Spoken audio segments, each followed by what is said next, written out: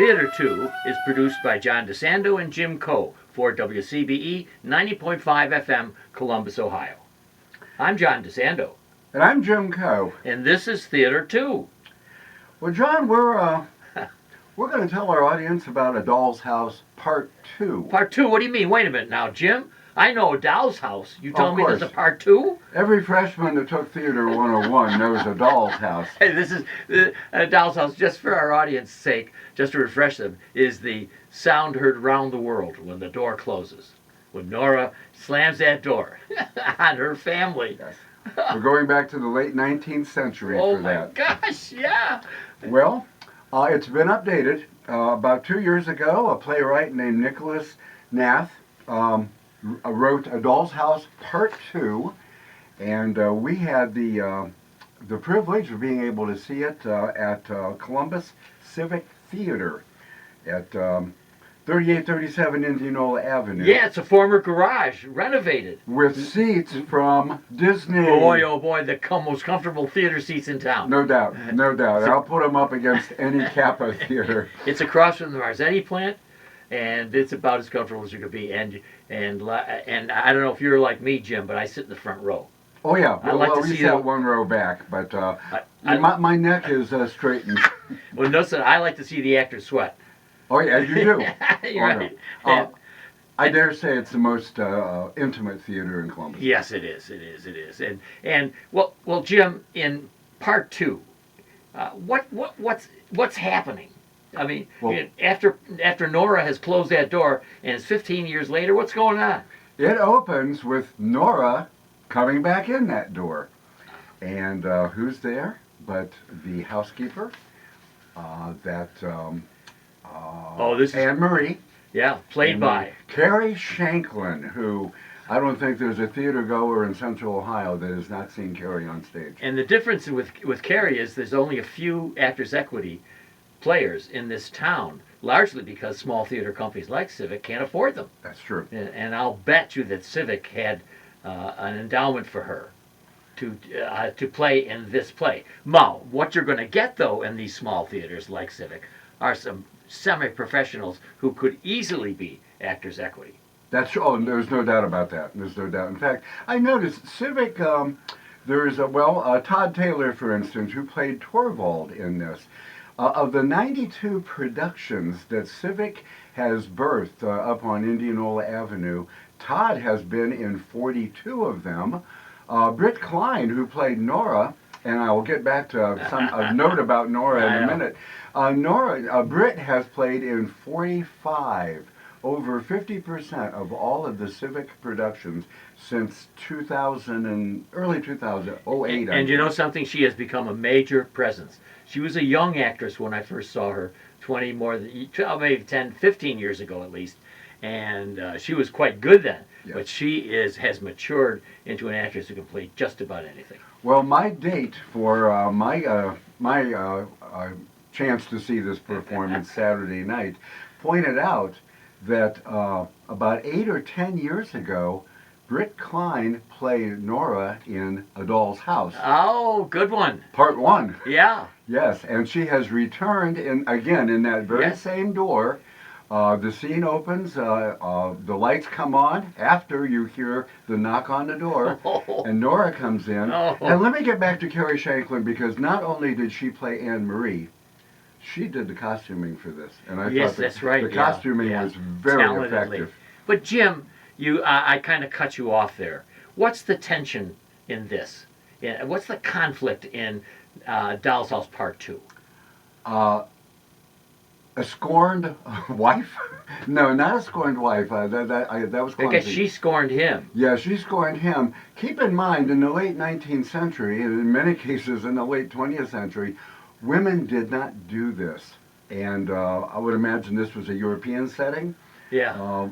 Women did not just walk out the door, leave 3 children behind, 3 very young children, and set out on her own.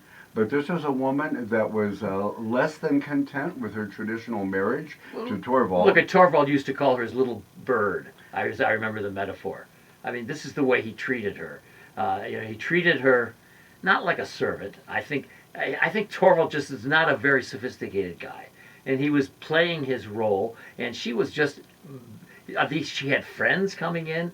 She had enough of intrigue going on in the house, but man, she was still second place in that house. She was a decoration. Yes, she was. Yes, Right. somebody that looked good on Torvald's arm. Now, John, that makes me wonder, what was the influence? Was this entirely internal motivation? Because it must have been frightening for a married woman to leave the structure of that household. Oh, Jim, it's a great question. Don't look for the answer, the real answer as to how or why Nora left 15 years ago. We can see the seeds of it. We know how, from a contemporary point of view, 100 and some years later, quite understandable. Women were needed to assert themselves to become who they really were. But this is not, this is kind of a, what did you call it, the heck you call that, Jim, when you're improving yourself? Anyway. Self-improvement. Yeah, when you're talking about this, this is a brand new concept in the late 19th century. So, yeah, it's tough through our lens to see it, because I accept it, but back then, this is monumentally bad as far as almost anybody can say that she would leave. Now, here's for Doll's House Part 2, what I think is so brilliant by Neff, the playwright, is that he gives you a strong reason why she should return. Now, she's not returning to be back with them. She's returning because she needs to set the law straight. And the ingenious part of this for me is Torvald, typical Torvald, didn't follow through on the divorce. Which means that for 15 years, this woman who has become a major entrepreneur, lots of money, she is now really a felon because she realizes she's not divorced. He owns everything that she has. There's the rub, I think, for a 19th century couple. The husband owns everything. So whatever she's achieved for herself, she could be thrown in jail. That's right. And regardless of, you could say it was denial on Torvald's part. You could say it was a bitter get back at her sort of thing. It really doesn't matter. She came to the realization that she was now violating the law. She was doing what she could possibly. It was quite a twist in the various options, Yes. Plan A, Plan B, and another Plan B, in order for her to, well, to the point of declaring herself dead. Yeah, right. A Yeah. death certificate in the file. There are some very interesting little twists here as to why she's back, what she wants to achieve. And I'll tell you, in mentioning Torvald, we've seen 2 productions of it recently. Red Herring had a production That's true. a few weeks ago. And the difference between a dynamic Torvald, so to speak, still immature in Red Herring production, and then Todd's interpretation of him as, to me, almost in shock, but revealing a guy who's not big on change, and as the Torvald that Todd plays him, I think he's like almost comatose at this point. I saw him as a banker. He had an upper middle class position in society, but he still wore it like he was put upon by the world. That's a nice this phrase. was Yeah, you're not right. a happy man, and he'd never been happy. Yes. Um, But you know what, Jim, you're reminding me then. So where is the counterbalance to Nora? It's in her daughter. that's true. The fourth player. Yes, and quite honestly, I don't know how to say this, John. I was a little underwhelmed by that Yeah, performance. hers is underplayed. But she is a very, very young actress, and I think she's got talent, and I think she'll do well. But Jim, isn't it so that she is the daughter of her mother? She has some elements there where she's facing down her mom. She's kind of nonplussed about, maybe a little bit about it, but basically she's just kind of watching her mother come back, and she's playing her. Now the way it was played in Civic is, and who is that, Jim? Oh, in Red Herring, you mean? Yeah, the way the daughter is played in their Fanny Mamlin plays Emmy, Oh yes, and yeah, I think she underplays her. yeah, that's true. Yeah, and so you can't get the nice counterpoint that you were, at least that I was hoping for between the two. Just two battling. I could say B. I won't finish that, but Well, you got to remember though, Nora is truly a revolutionary. She simply does not believe in the shackles of marriage.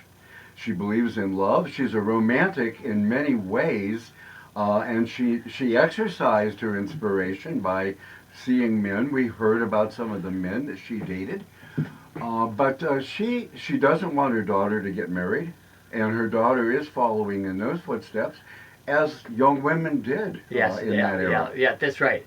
And John, let's face it, in our era too. Yeah, yeah, that's right. That's right. So we get in this small production, we get so much that's culturally supercharged and not necessarily settled. You're going to leave the theater with your date or your friend, and you're going to argue about whether Nora did the right thing in either case. But you're still going to be thrown back to Doll's House. It's still, you and I still can't quite resolve Nora's leaving that family. It is such a a powerful thing to do, to slam that door on your husband and your family. And why, and allowing that and sanctioning that, these are all questions that you can have. Particularly now, think about this over 100 years later, Jim, where women have become so incredibly liberated, and yet they're not quite yet. They're not where we'd like them to be, but they're not yet. So do you think this is going to satisfy a couple that goes to see it? I think it's going to take a mature couple. I think there's a lot to satisfy the audience, regardless of their reasons for, or why, or what they would discuss afterwards. Again, the costuming is magnificent. The acting is right on. Yes. It really is. It's A-grade acting. Oh, I'll tell you, I'm a film guy. As you know, I have It's Movie Time and Cinema Classics right here on our station, WCBE. And if you ask me, John, what do you prefer, film or theater? I don't know, man. It's a tough answer to give you for me. But it is the presence of human beings. You have crisp, great dialogue. You have, in this case, and Ibsen never shied away from the big questions. You have the idea of women's liberation. I know the term I was looking for, self-actualization. Yeah, yeah. And Right. the whole... We hear a lot about that. Yeah, and is this a good example? Well, let people decide when they go to see it themselves. They still have a couple of weeks, Jim. Oh, right. This is extending through March 8th, Thursday, Friday, and Saturday evenings, 8 o'clock. Yeah. And there's always a Sunday matinee at 2 o'clock on Sunday. A very inexpensive ticket price. Considering New York. Especially if you're in my demographic and John's demographic. Yeah, right. But the other thing, we talked about choices, and as far as that preference between the medium of film Yes. and that of theater, John, you and I both could have gone to the Sunday matinee of this after having seen it Saturday night, and there would have been differences. The differences come down to the choices that the actors make. Wonderful, yes. And personally, I've been in and attended many plays where one night the audience laughs out loud, the next night You are a so different right. audience. You are so right. It is silent, Yeah. and that well, first of all, that influences choices to some extent, but theater there's a big risk there. There's so many risks in Yes, theater. and that's what makes it exciting. It sure does. Yeah. And we have to acknowledge the director, Richard Albert. Yes, we do. And Richard usually chooses the plays, and they are chestnuts, and they are ones that you're never going to see live in your lifetime because they have been played. He usually picks the greats from the past. And they have been in business for over 10 years, Jim. That's right. And I can't believe it. Now, keep in mind, though, A Doll's House Part 2 is pretty new. It's No, like you're right. Thank 2 you. years Yes, old. yes. And Richard is balancing the classic Yes, he with is. the... Thank you. I'm trying to think. Miss Julie, I think, Yeah, is that's the right. next one Yeah, coming up. that's Yes. right. Strindberg. Yes, but Laurie Metcalf played Nora on Broadway Oh, yes. in A Doll's House Part 2 2 years Only ago. a couple of years ago, yeah. I think so, and I know she was nominated. I think she got won a Tony. the Tony. She won the Tony. Yes. Very good. All right. You heard it here. That's right. Now, you still have 2 more weeks to see this, and we give it thumbs up. All right. We recommend seeing this play, A Doll's House Part 2 at Columbus Civic Theater. And you heard it right here on Stage 2.